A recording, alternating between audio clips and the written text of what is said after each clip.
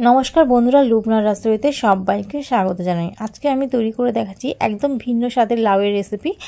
আমরা লাউ রান্না অনেক রকমভাবেই করে থাকি, আর ডাল দিয়েও করে থাকি। একবার এই ছোলার ডাল দিয়ে লাউটা করে দেখবেন, এটা খেতে ভাত, রুটি, রুমালি রুটি সব কিছুর সাথেই খুবই ভালো লাগবে।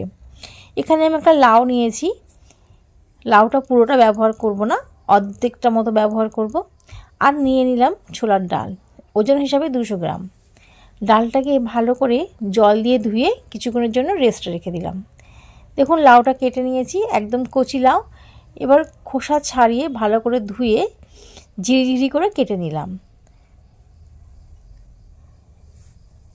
তারপর আমি এই লাউ রান্নাটা সিদ্ধটা আমি কুকারের মধ্যে করব, সেই জন্য জল ঝরানো লাউটা আমি কুকারের মধ্যে দিয়ে দিলাম।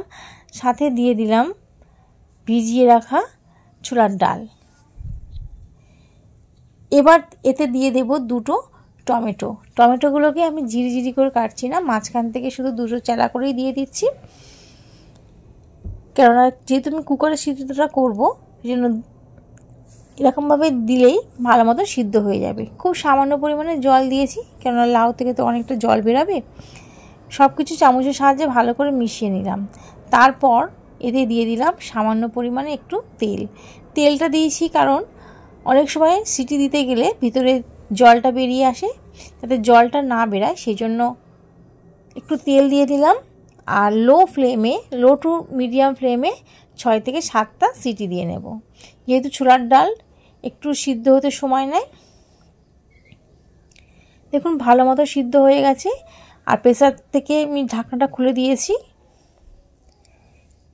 এবার চলে যাচ্ছি মূল রান্নাতে।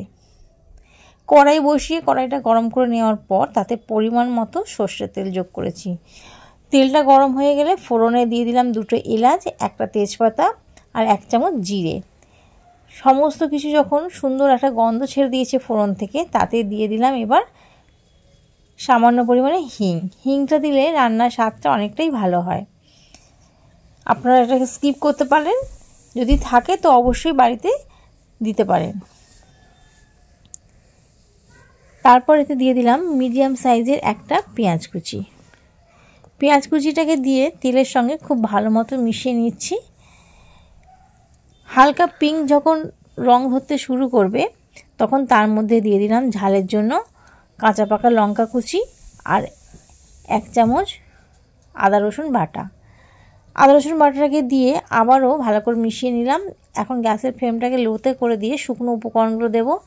দিয়ে দিলাম 1/2 চামচ জিরের গুঁড়ো, 1/2 চামচ ধনের গুঁড়ো, হলুদের গুঁড়ো 1/2 চামচ, কাশ্মীরি লঙ্কার গুঁড়ো 1/2 চামচ, আর ঝালের জন্য পরিমাণ মতো লঙ্কার গুঁড়ো।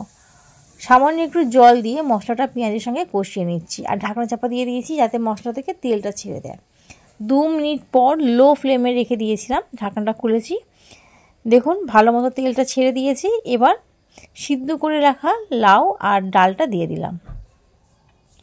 সব কিছুকে দিয়ে ভালো করে কষিয়ে নেব।